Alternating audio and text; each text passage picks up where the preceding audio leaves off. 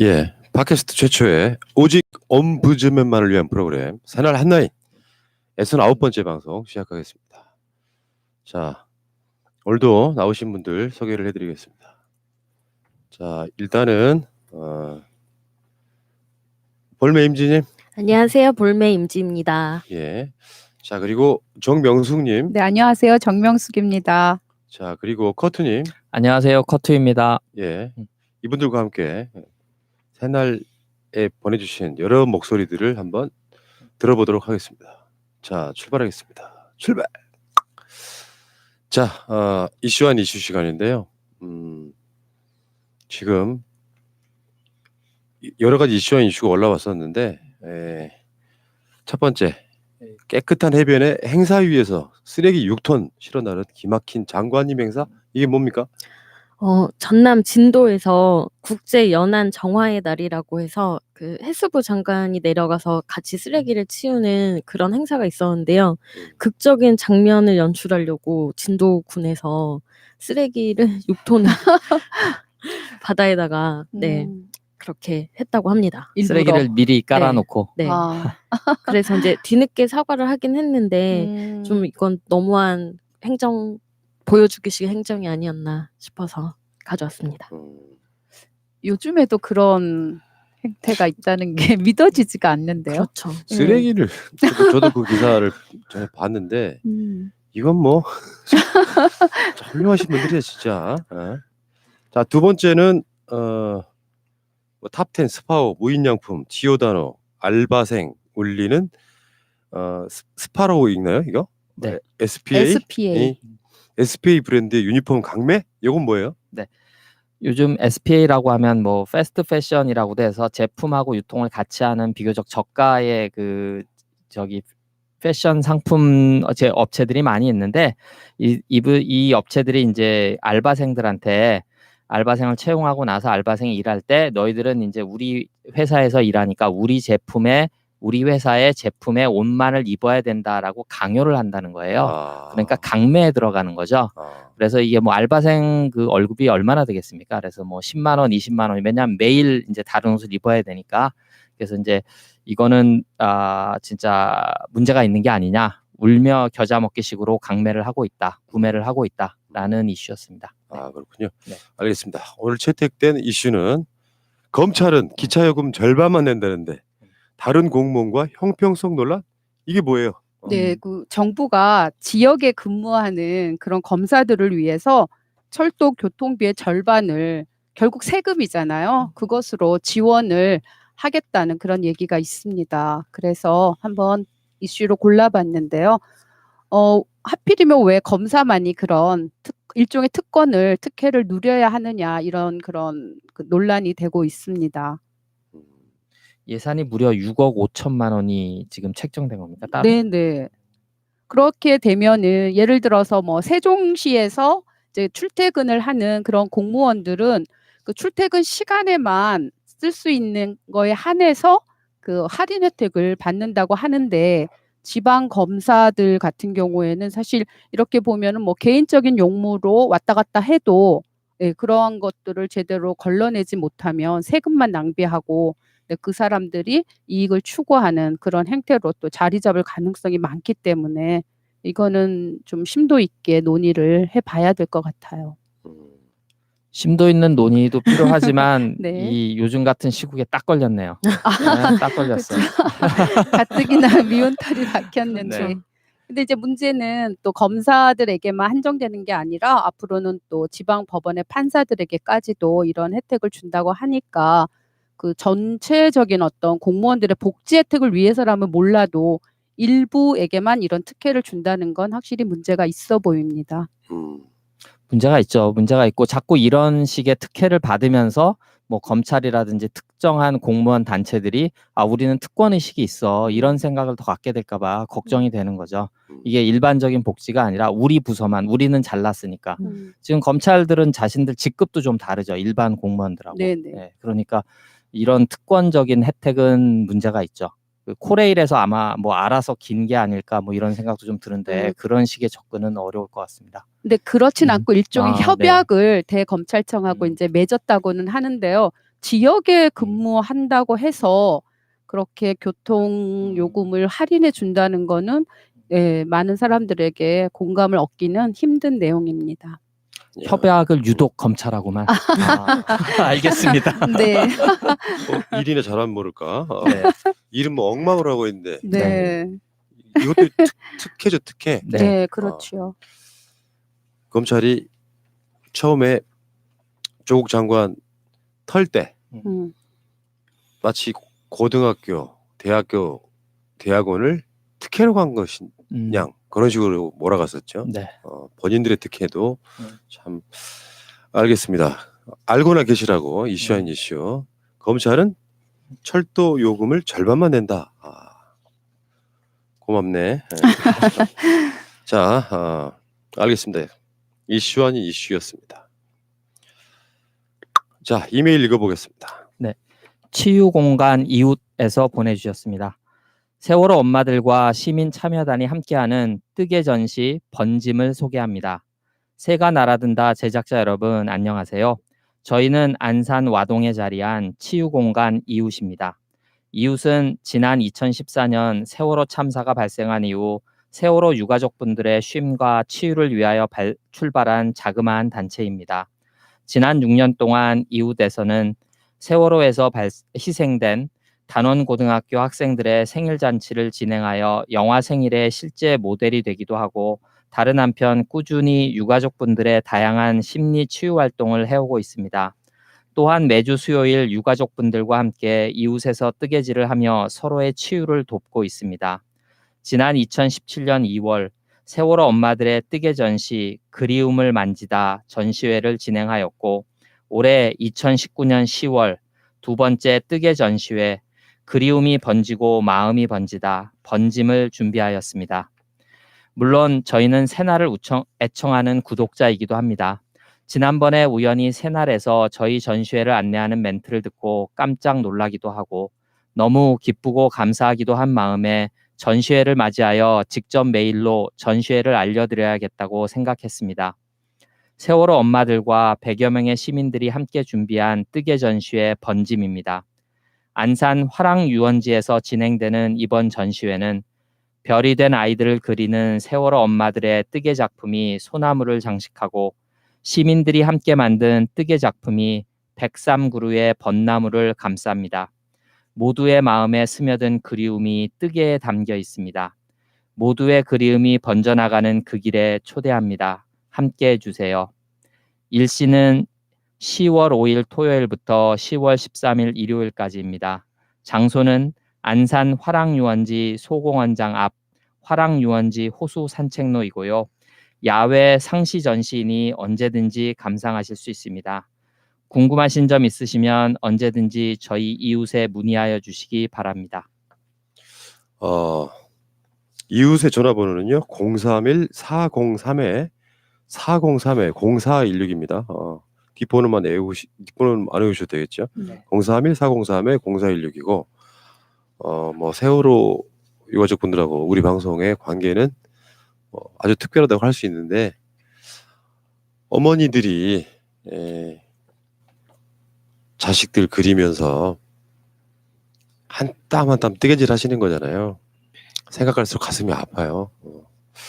자, 알겠습니다. 자, 많은 분들이 관심 바라겠습니다. 뜨개 전시 번짐.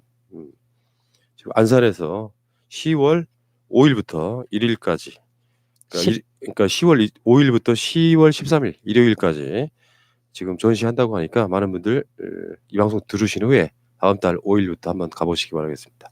고맙습니다. 자, 계속 가겠습니다. 네, 도성용님 이메일입니다. 안녕하세요. 저는 경기도 평택에 거주하고 있는 도성용이란 사람입니다. 다름이 아니라 혹시나 해서 글로 남깁니다. 손자병법에 보면 기피기아라는 말이 있는데요. 제 느낌이고 주위 사람들 느낌인데 이상하다는 생각 혹시나 드시는지 해서 편지 올립니다. 검찰에서 여지껏 기본적인 이상의 수사를 진행을 한 것과 불문해서 지금까지 나오는 것도 없었고 더더욱이 억지로 11시간 자택 조사까지 진행을 했는데요. 또 지금까지 나오는 것도 없습니다. 제가 드리는 말씀은 이게 일부러 보여주기식이 아닌가 해서입니다. JTBC 손석희도 의심이 가는 게 박근혜가 청와대 불러들일 때에도 고개 하나 까딱하지 않았던 사람이었다는 거 잘 아실 테고요. 인간적으로 지금까지의 내용들이 너무 국어책 읽듯이 자한당 쪽으로 유리한 쪽으로 해서 진행이 되는 것들이 너무 많이 의심스럽네요. 더더군다나 문통님께서 출국하시던 모습 보시면 알겠지만 그렇게 무거운 마음이신 것 같진 않아 보였어요. 제가 드리는 말씀은 이겁니다. 깊이 기하라는 말 혹시 모르니 기니 부탁드립니다. 큰 일에 저희가 실수를 할까 해서 그러니까 부디 검토해 주시기 바랍니다. 그리고 글 읽어주셔서 감사합니다. 예, 계속 가겠습니다. 알렉스 윤님입니다. 안녕하세요, 새날 관계자 여러분. 다름이 아니라 새날을 유튜브로 시청하는 한 사람으로서 건의를 좀 드리려고 합니다. 새날의 영상들은 대부분 1시간 남짓의 긴 방송들만 있습니다. 그런데 그 방송 시간에서 주제별로 10분이나 15분 정도로 짤방송으로 만들어주시면 시청하는 데 더욱 도움이 될 것 같습니다. 때로는 전체 방송보다는 특정 주제에 대해 얘기했던 부분만 듣고 싶은 경우가 있는데 그 경우에 1시간짜리 방송을 앞뒤로 찾아 돌려보다가 그 듣고 싶은 주제의 내용을 찾는 경우가 많습니다. 그리고 1시간 이상의 방송은 일상생활에서 처음부터 끝까지 듣기 힘든 상황이 많기 때문에 이렇게 건의드립니다.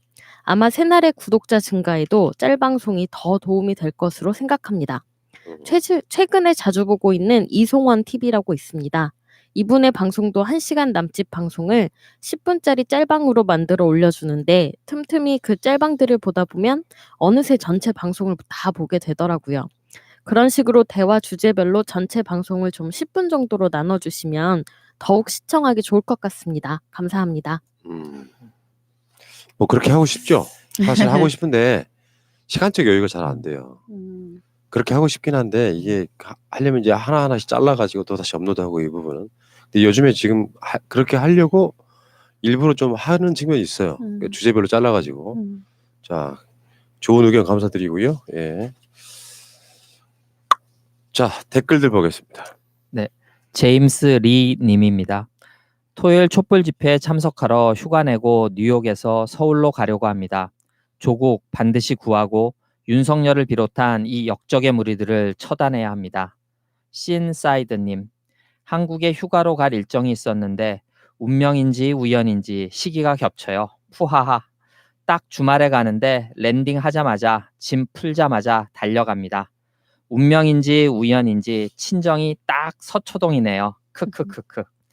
경기부대님, 지금 전국에서 거스를 수 없는 분노가 느껴진다. 수사정보 흘리는 요실검 이놈들 각오해라. 들깨시민님, 우리는 포기하지 않는다. 영란 브라운님, 무슨 말로 이 사태를 표현해야 할지 가슴이 먹먹합니다. 빨리 정상적인 것이 정상인 나라로 회복되었으면 합니다. 유체이탈 닭대가리님, 정말 죽이고 싶도록 분노가 치밀어 올라 일상생활이 안 되네요. 손발이 떨리고 머리가 쑤시고 아파서 중풍이 올 것 같아요. 속은 메스껍고 윤석열과 한동훈을 반드시 죽여야 합니다. 노무현 대통령의 억울함을 기억합시다. 예, 절절한 우리 시민들의 목소리예요. 자, 계속 가겠습니다. 네, 신발끈 목자님. 정말 대단한 대한민국의 검찰이십니다. 자택 압색을 밥까지 쳐 드시면서 딸의 고등학교 때 일기장까지 가지고 가고 윤석열 이 양반 아마도 자식이 없어서 부모된 마음을 모르는 것 같은데 정말이지 해도 너무하네. 검찰인지 미친 집단인지 구분이 안 갑니다. 당신도 장모와 와이프 그리고 사돈의 팔촌까지 당신이 한 것처럼 철저하게 조사받길 바랍니다. 한동훈을 비롯한 당신의 충성스런 따까리들에게 그대들이 잡은 동아줄은 냄새나는 썩은 줄임을 빨리 깨달으시길. 너희들이 꿈꾸고 있을 밝은 미래는 아마도 암흑의 고통으로 끝날 것이다. 끝으로 정 교수님께 지금 두렵고 가슴이 뛰고 기가 막히고 답답해서 미치겠더라도 지금의 국면은 한 가정의 문제가 아님을 인지하시고 남편 조국을 믿고 또 그 뒤에서 열심히 응원하는 국민을 믿으시길 바랍니다. 그들에게 빌미를 주는 행동을 해서는 절대로 안 됩니다.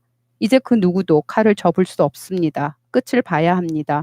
저런 말도 안 되는 양아치 집단과 싸움에서 진다면 상상하고 싶지 않습니다. 대통령과 국민을 향해 칼부림하는 저 집단은 이번 기회에 반드시 새롭게 진정 국민을 위한 검찰로 거듭나도록 대수술을 해야만 합니다.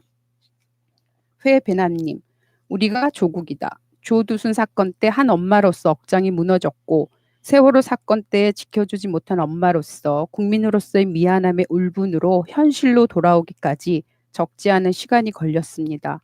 지금 정경심 교수님의 자녀들에 대한 미안함과 애잔함이 엄마로서 더욱 더해집니다. 가끔 신랑이 아이에게 착하게만 살면 안 된다라는 말을 합니다. 하지만 저는 반대입니다. 지금 아주 많이 힘든 조국, 정경심 두 분, 자녀분들, 다른 친구들에게 그래도 이 세상은 정의롭게 살아야 된다는 본보기를 보여주세요. 그리고 무엇보다 훌륭한 부모님을 두신 따님, 아드님 견뎌주세요. 정의를 아는 저와 같은 엄마 아빠들이 같이 응원하고 지지합니다. 저는 워킹맘입니다. 낮에 무지 피곤합니다. 왜냐하면 진실을 여기저기서 찾아 듣고 손끝으로 적폐들의 털을 찾아 파이터의 흔적을 남기느라 저 같은 깨알 시민들이 많으실 거예요. 자녀한테 엄마 요즘 핸드폰 중독자 같다는 소리도 듣습니다. 그러나 이렇게라도 해야 우리 아이들이 지금보다 좀 더 나은 곳에서 공정하게 살아갈 수 있기 때문입니다. 지금은 침묵이 미덕인 시기가 아님을 알기에 소심하게라도 목소리를 내기 시작했습니다. 무엇보다 서로에게 힘이 되어주면 좋겠습니다. 지금 아주 많이 힘든 조국 장관님 가족분들도 있다고 생각하면 그분들께 제 목소리가 전해질지는 모르지만 그래도 힘내시라고 간절한 마음 보내고 싶습니다.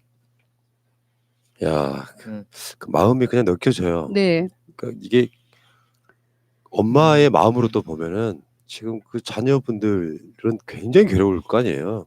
조국 장관이 네. 케이크 사들고 네. 들어가야 되는 그 모습에 정말 너무 찡하더라고요. 음. 근데 그 시간에 딸은 나가고 없었어요. 자, 계속 가겠습니다. 나이트 위시님, 조국은 문재인 대통령의 시그니처입니다. 즉, 조국에 대한 무자비한 공격은 바로 문 대통령에 대한 공격입니다. 무조건 조국을 지켜야 하는 이유입니다. 검찰의 궁극적인 목적은 조국 낙마와 더불어 대통령과 민주당 지지율을 떨어뜨려 자유당 총선 승리와 자유당으로의 정권 교체입니다. 이것이 검찰 기득권을 지키는 최선의 길이기 때문입니다. 2016년 촛불보다 훨씬 더 큰 촛불을 들어야 합니다. 그때는 검찰과 기레기들이 우리 편이었지만 지금은 적입니다. 오로지 국민들만이 나서서 싸워야 합니다. 찐찐이님, 서초동에 저 갔었는데 민주당이 선동한 적 없는 순수한 시민의 집회였습니다. 저는 조국 따님이 너무 딱해서 나갔어요. 자식 가진 엄마의 마음이라고. 나베야 우리는 깨어있는 시민이라고. 태양처럼님, 악마의 졸개들이 난동을 부릴수록 조국과 가족들이 고통을 받고 있지만 국민을 교육시키는 부수적 효과가 있습니다. 많은 국민들이 검찰과 언론, 자유일당이 악마의 졸개임을 깨닫고 민주진영으로 돌아서고 있습니다. 우리는 열심히 그들이 얼마나 나쁜 놈들인지 알려야 합니다. 특히 30% 정도의 어정쩡 국민들을 흡수해야 합니다. 정민님, 예전엔 애국이란 단어가 싫었다. 국가가 권력을 휘두르기 위해 국민의 감성을 자극하는 것이라 생각했다. 멀리 타국에서 오늘 검찰개혁 촛불 집회를 지켜보았다. 놀라웠다. 홀로 아리랑 들으며 깨어있는 국민들의 함성을 들으며 개인의 이익이 아닌 미래 아이들을 위한 몸부림을 보며 왈칵 눈물이 쏟아졌다. 이런 게 애국이란 생각이 들었다. 우리나라 대한민국의 국민들 굉장히 수준 높아요. 지금 보면은 정치인들보다 몇 배는 수준이 높습니다. 자, 계속 가겠습니다. 진짜로 알프님, 정과 13번 이명박을 대통령으로 만든 새누리당과 개검들, 언론들 모두 적폐인데 적폐가 선함을 죽이는 세상. 그래도 이 와중에 하나 건졌다. 난 부자놈들은 다 썩은 놈일 거라 생각했다. 그러나 조국을 보면서 생각을 바꿨다.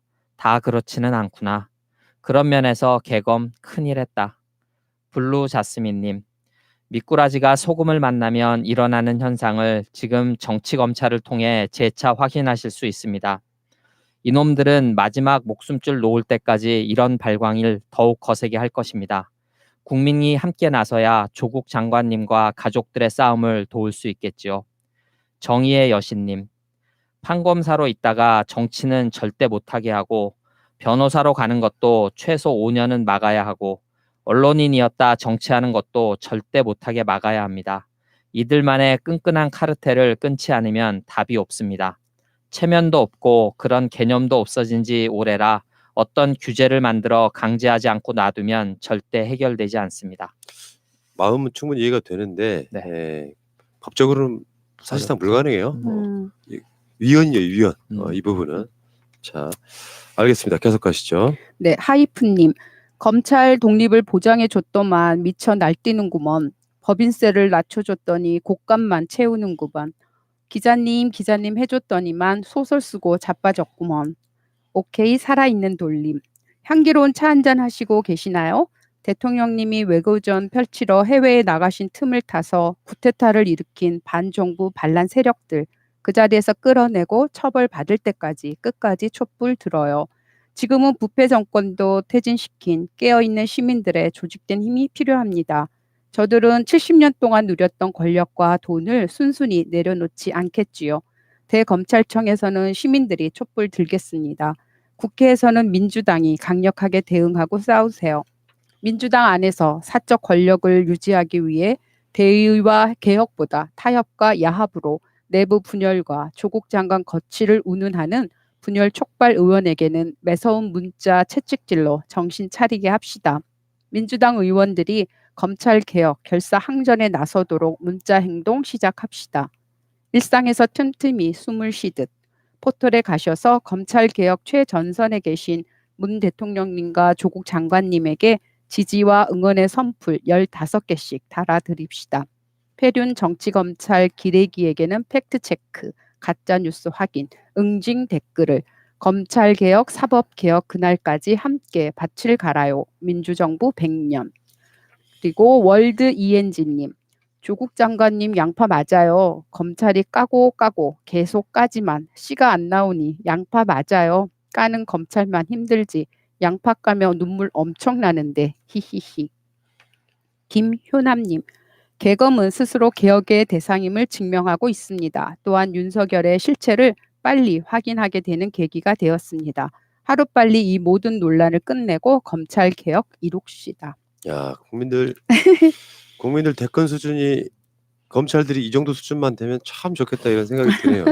단순하게 뭐 지지하고 말고를 떠나가지고 네. 핵심들을 정확히 보고 있어요. 네. 최고십니다. 계속 가겠습니다. 제이정님, 윤석열, 박근혜 정권과 맞서 싸웠다? 겉으로 보기에는 그렇게 보이고 객관적으로는 그런 것이 사실이다. 그러나 그의 이제까지의 행적을 보면 그가 정의와 국민, 민주주의를 위해 행동을 했다고 보이지 않는다. 한마디로 그는 인간적인 의지와 오기가 충만한 사람이고 그가 위하는 것은 국민도 정의도 아닌 자기 자신의 진리와 오기였다는 것이 드러난다. 그런 자는 시기와 리더를 잘 만나면 장비 같은 장수가 된다. 그러나 결코 관우나 유비 같은 자가 되지는 못한다. 오히려 배반을 밥 먹듯이 한 여포 같은 자라고 볼 수 있다. 그가 지키려는 것은 자신의 검찰에 대한 자기 사랑과 자기 정의에 의한 것이다. 그런 이는 용감하다, 용맹하다. 정권의 눈치를 보지 않는다. 아부도 안 통한다. 목숨도 불사할 수 있다. 그러나 이 자는 리더로서 나아가 동지로서 신뢰하고 믿을 만한 자는 결코 아니다. 그는 민족과 국가, 정의를 사랑한다는 말은 하지 않았다. 그는 검찰 조직을 사랑한다고 하였다. 그가 사랑하고 지키려는 유일한 것은 검찰 조직이다. 국가도 국민도 민주도 개혁도 그의 안에는 전혀 없다고 봐도 무방할 것이다. 이런 자는 이런 개혁의 시대에 전혀 맞지 않는 자이다. 민주가 온전히 이루어지고 모든 시스템이 정상화되었을 때 그는 아마도 제대로 일을 할 것이다. 지금 개혁의 시기에는 부적절한 인물이다. 그는 이제 그만 설쳐야 한다. 오케이 살아있는 돌림. 윤석열 곧 묻히실 구덩이를 너무 크고 깊게 파시네. 부메랑을 너무 많이 던지시네. 끝까지 가봅시다. 검찰의 악행이 극단적이고 사악할수록 검찰 개혁 의지가 더 강고해지네요. 윤석열, 검찰 개혁 필요성 온몸으로 각인시켜줘서 고맙네요. 정치 검찰, 부패 검찰, 적폐 검찰, 지구 끝까지 쫓아가서 박멸합시다. 차 한 잔 드시면서 검찰의 종말을 즐깁시다. 이주상님, 윤석열 와이프, 장모, 삼성 파헤쳐야 합니다. 당한 만큼 해줘야 합니다. 그냥 놔두면 장렬히 전사했다고 정치인으로 부활할 수 있습니다. 인간적으로 개처럼 윤석열 비리를 국민에게 알려야 합니다. 예. 참 구구절절 다 동감되는 바로 그런 목소리들인 것 같습니다. 자, 계속하겠습니다. 프리와라님, 현재는 검찰청장이 장관급, 검사장이 차관급인데 검찰총장이 검찰청장이 되고 차관급 검사장은 잘해야 국장급으로 개편해야죠. 송송가을이님, 이문정 검사와 젊은 검사들은 일어나라. 검찰 수뇌부가 저러고 있는데 가만히 있지 말고 뭐라도 해라. 검찰이 죽어가고 있다. 조광덕님, 깡패라는 인간적인 표현보다도 쓰레기 검찰이라는 표현이 더 어울릴 것 같은 더러운 집단 같아요. 비상님, 대통령이 아니라 검찰이 공포 정치를 하고 있다. 대한민국의 바른말 하는 사람들의 입을 막고 검찰 독재 국가가 되어가고 있는 형국입니다. 있을 수 없는 검찰의 공포 정치를 이대로 놔두면 안 됩니다. 대통령이 나설 때가 아닌가 생각합니다. Saved Myself님, 동학혁명 할 때도 그랬죠. 지금까지 국민들 편은 아무도 없었던 겁니다. 우리가 그렇게 우리 편이라고 착각하고 살았던 거죠. 이제는 촛불과 투표로 다 갈아버립시다. 로드 7007님, 어찌 보면 대한민국의 권력형 비리, 기업 비리, 언론 비리들은 검찰이 있었기에 가능했던 것 같습니다. 모든 비리가 만사검통으로 무마되는 세상이었지요. 지금의 사태는 만사검통 세상에서 지 멋대로 살던 재벌, 보수 세력, 언론들이 검찰 개혁으로 지들의 기득권이 사라질까봐 최후의 발악을 하는 것으로밖에 볼 수가 없네요. 촛불이 다시 활활 타올라서 개검 세상을 무너뜨려 주기를 바랍니다. 자, 네. 그런 분노들이 소초동에 그렇게 많은 사람들이 모이게 만드는 요소가 아니었을까? 이런 생각을 해봐요. 자, 계속 가겠습니다. 네, 김종태님.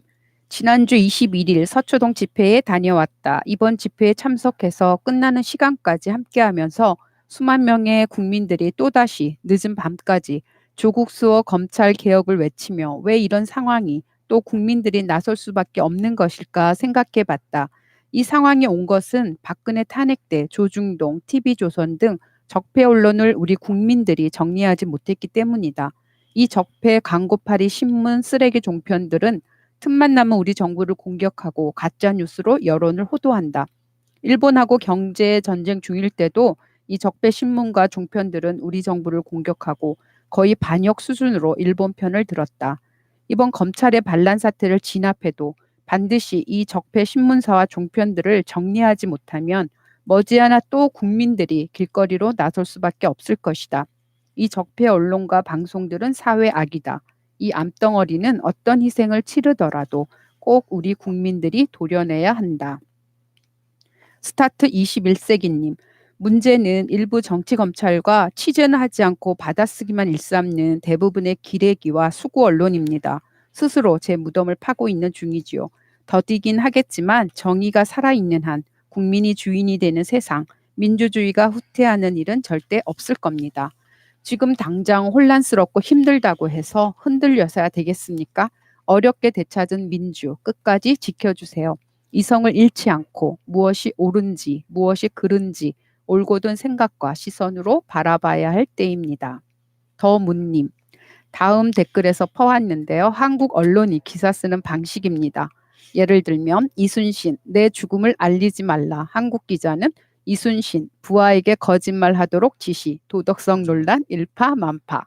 김구, 나의 소원은 첫째도 둘째도 셋째도 통일. 기자, 김구, 통일에 눈 멀어 민생과 경제 내 팽개쳐. 소크라테스, 너 자신을 알라. 기자, 소크라테스, 국민을 바보 취급하며 반말 파문. 스피노자, 내일 지구가 멸망해도 나는 오늘 한 그루의 사과나무를. 기자, 스피노자, 지구 멸망 악담, 전 세계가 경악. 2달간 끝도 없는 의혹과 정황 타령, 그냥 속마음대로 조국 가족은 희대의 투자 사기꾼이라고 대놓고 써라. 진짜 요즘에 그런 언론들과 맞서서 지금 우리의 목소리를 내고 있잖아요. 네. 보니까 야, 제가 했던 생각이 맞았어요. 음, 이 새날이 어떻게 만들어진 거냐면 기본 바탕 이념이 음. 방송은 누구나 할 수 있다.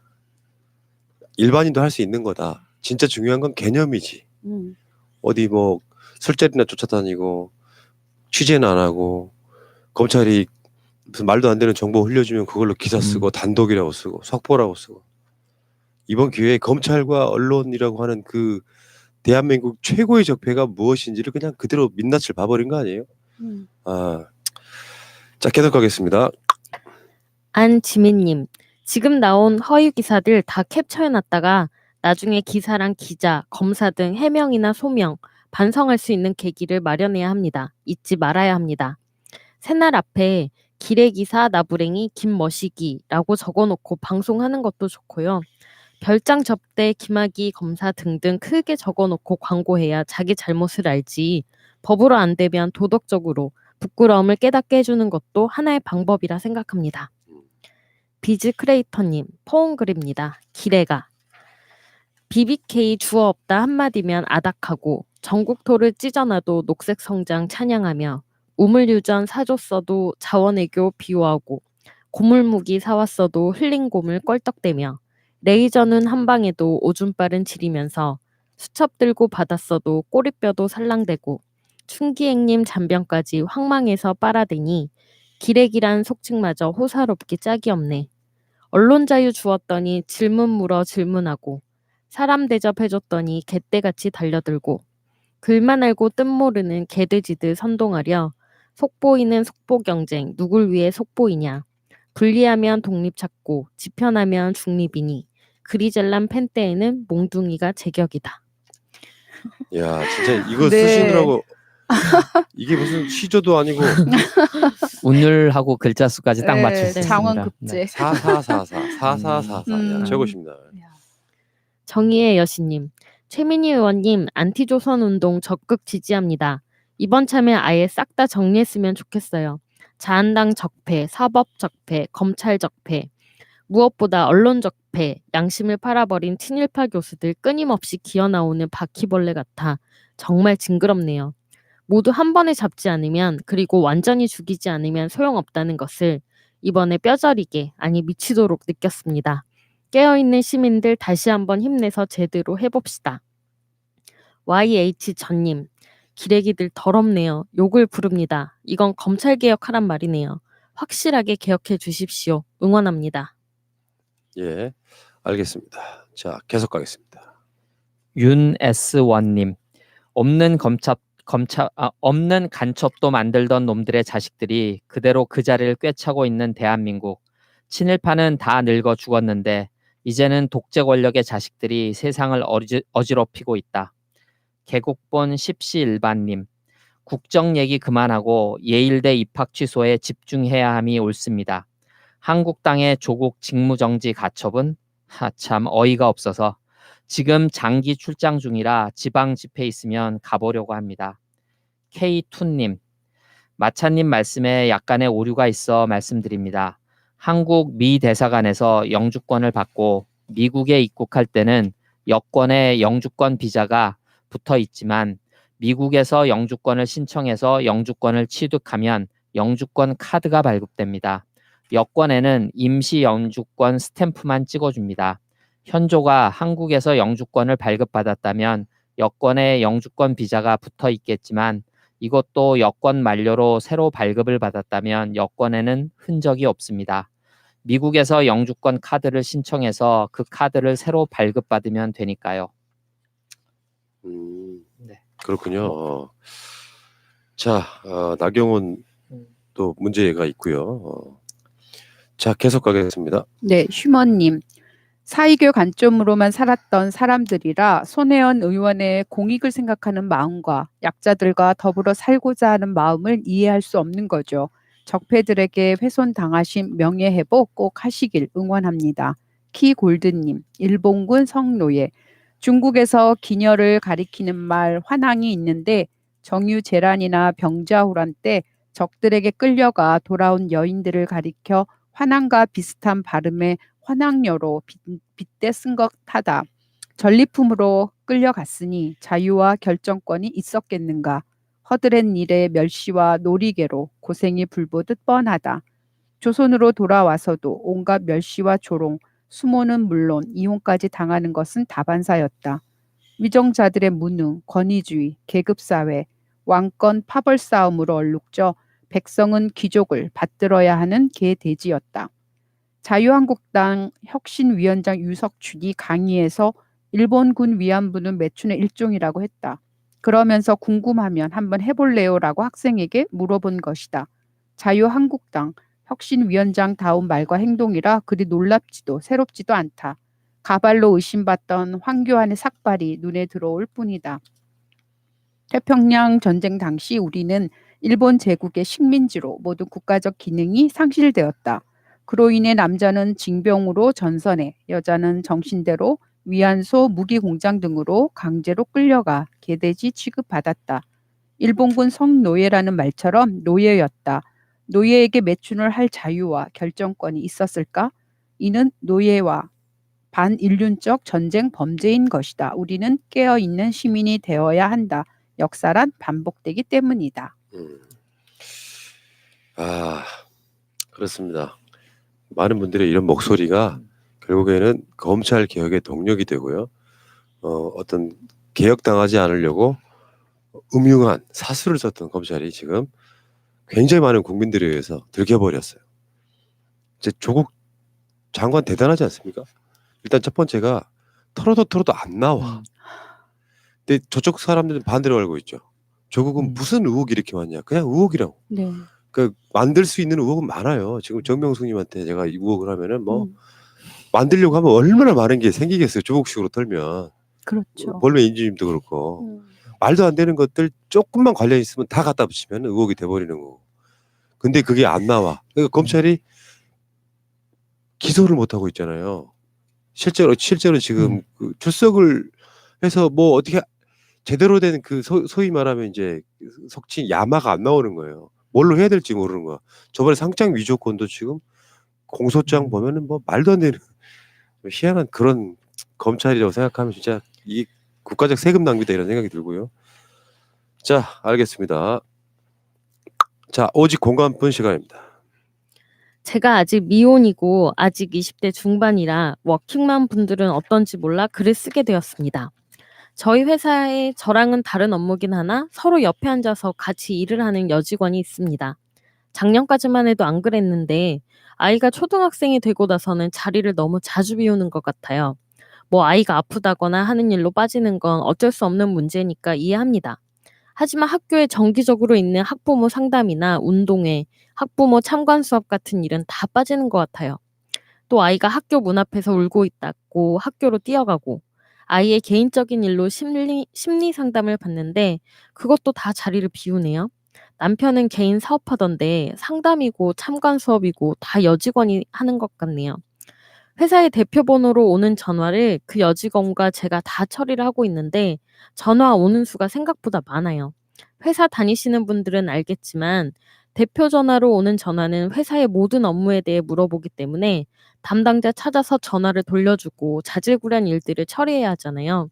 2명이 하던 일을 여직원이 자리를 비우면 저 혼자 하게 되니 불편한 것도 많고요.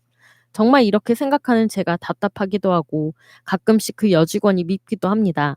초등학생을 둔 워킹맘 분들은 어디까지 아이를 케어하시나요? 내년에는 아이가 초등학생 2학년이 되던데 지금처럼 이렇게 하나하나 다 돌봐줘야 하나요? 어렵네요. 이분의 속상한 마음은 이해가 가요. 네. 네. 이런 문제는 국가와 사회가 나서야 되는 거 아닙니까? 맞아요. 저도 그래서 네. 공감을 그렇게 해드려야겠다. 이분도 당연히 같이 하는 일을 혼자 하시게 되니까 힘들지만 그 힘든 거는 그 정책적으로 잘 풀어야 되는 게 맞지 않나 라는 생각이 들었어요. 그 82년생 김지영이라는 책에도 보면 이런 식의 내용들이 나오거든요. 그러니까 여자의 적이 여자가 돼버리는 그런 가정을 돌보고 뭐 아이들을 케어하다 보니까 미혼이거나 뭐 아이가 없거나 하는 사람들이 이해를 못하고 너는 왜 회사에서 일을 제대로 하지 않냐고 이렇게 질타하는 그런 내용들이 나오는데 그게 또 스트레스가 되잖아요. 그렇죠.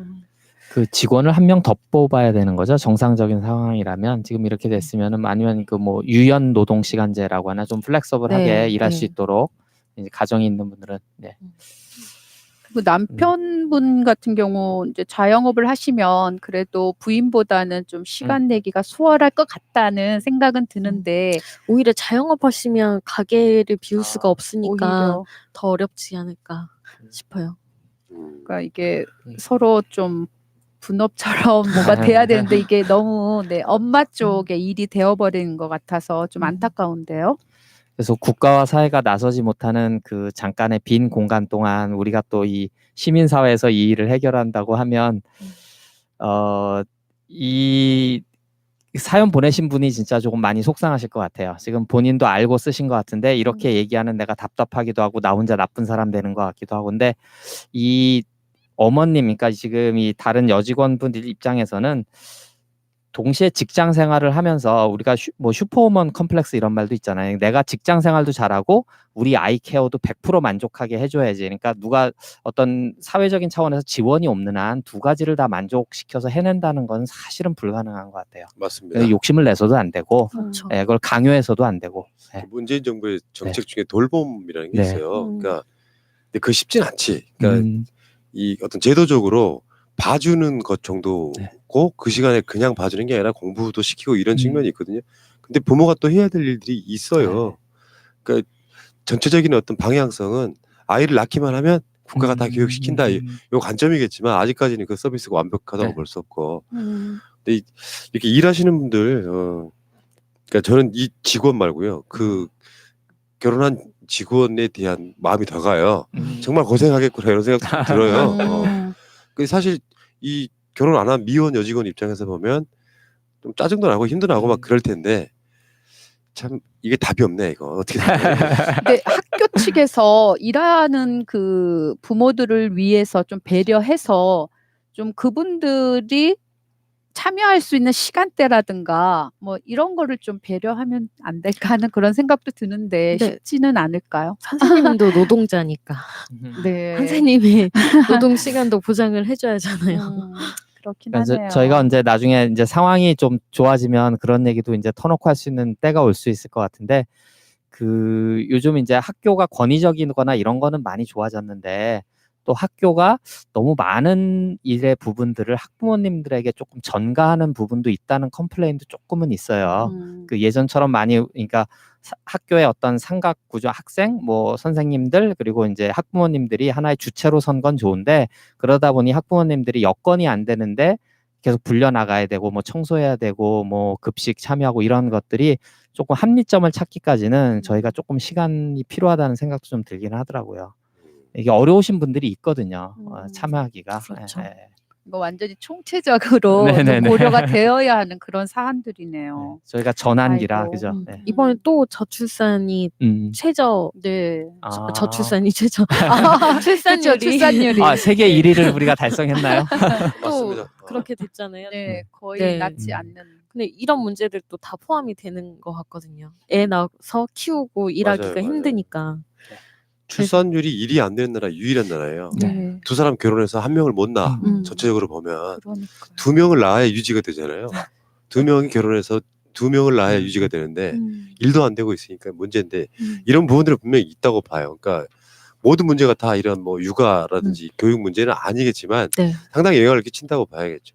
그러니까 더 서비스가 더 좋아질 수밖에 없는. 근데 그런 건 문재인 정부도 하고 싶어하는 방향인데 무슨 뭐 페어필리즘이네 뭐네 막 그렇게 비난하고 그러니까 더디가는 거라고 생각이 드는데 물론 부모가 할 일은 또 따로 있기는 해요. 근데 이게 아이를 한번 딱 놓기만 하면 진짜 국가가 키워준다는 개념은 확실히 더 도입이 돼야 될 것 같습니다. 실제로 이제 인터넷 커뮤니티 같은 데에 직장 생활과 관련된 글들을 보다 보면 이런 식의 글들이 꽤 있더라고요. 아이 때문에 계속 이렇게 자리를 비우는 뭐 그런 직원들을 보면서 좀 약간 비난하는 네. 이해가 안 된다라는 식으로 말씀하는 분들이 있더라고요. 이게 우리끼리 서로 싸워야 되는 문제는 아니잖아요. 그렇죠. 이해는 되지만 좀 답답한 네, 어떻게 해결책을 어디서 찾아야 될지 그렇죠. 될 수 없는. 네.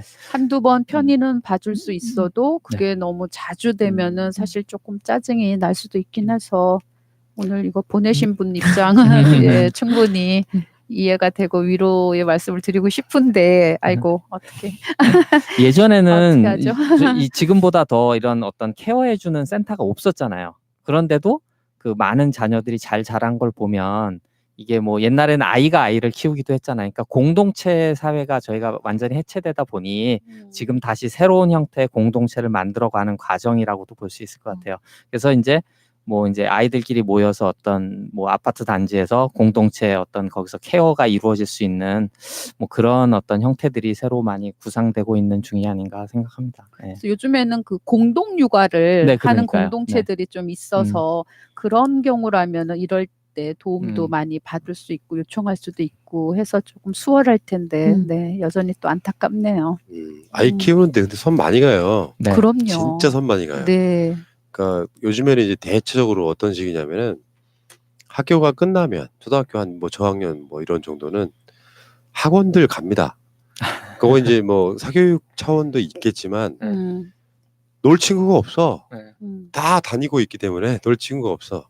그러면 또 그 학원에서 뭐 미술학원 갔다가 네. 뭐 피아노 갔다가 막 이런 식으로 이렇게 소위 말하는 뺑뺑이를 돌려요. 아이 키우는 게 진짜 힘들어요. 그 자체가 돈도 많이 들어가니까 사람들이 아이를 안 낳으려고 하고 그 안 낳다 보니 출산율이 떨어지고 대한민국은 이제 노령 사회로 뭐 가고 이런 거 참 이게 국가가 해야 될 일 중에 가장 어려운 이야기이기도 합니다 이게. 그럼 지금 갑자기 든 생각이는 한데 그 주변에 이런 거를 좀 전담할 수 있는 분을 좀 마련해서 그런 일이 있을 때마다 좀 가지고 또 조금 뭐 이렇게 마음의 표시를 하고 뭐 이런 분들을 좀 확보하는 것도 필요하겠네요. 여기 결국은 그러면 개인이 해결해야 되는 문제가 되니까 저는 노동 시간 단축도 네. 좋은 해결책이 되지 않을까. 네.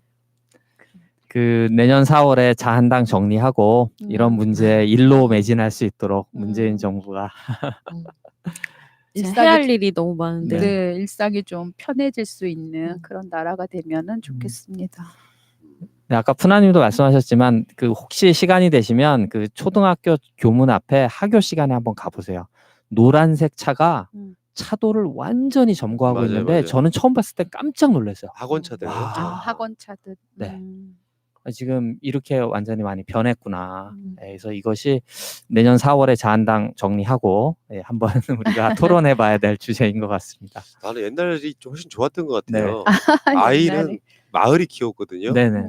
그러니까 뭐 학원 그런 거 없이 아이들 하교하면 놀게 해주고 난 노는 것만큼 좋은 교육은 없다고 보거든요. 그렇죠. 근데 지금은 어떤 지식 습득, 기술 습득을 위해서 어렸을 때부터 학원 뺑뺑이를 돌리니까 결국에는 지금 오직 공간분 시간이긴 하지만 사회 교육에 관한 문제로 이야기가 될 수밖에 없는. 네네.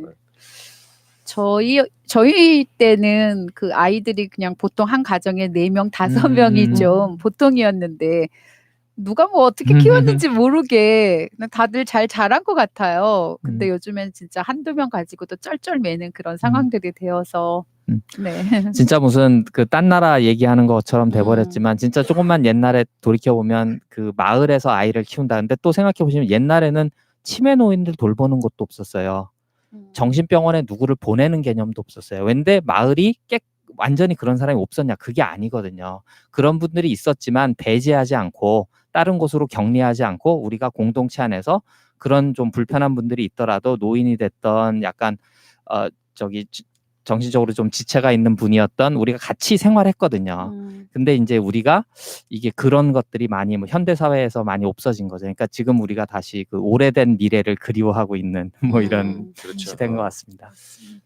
자, 어쨌건 직장 생활에서 악의가 있든 없든 간에 악의가 없든 간에 동료 직원에게 피해를 주는 것도 할 짓은 아니거든요. 어떤 식으로 방법을 만들어야지. 같은 월급 받는데 사적인 일을 너무 또 하는 것도 그렇단 말이에요. 안 할 수도 없고 할 수도 없고 네. 그러네요. 자, 알겠습니다. 오늘 방송은 여기서 일단 마치도록 하고요. 오늘 시간 내내 그 국민들의 그 답답함 네.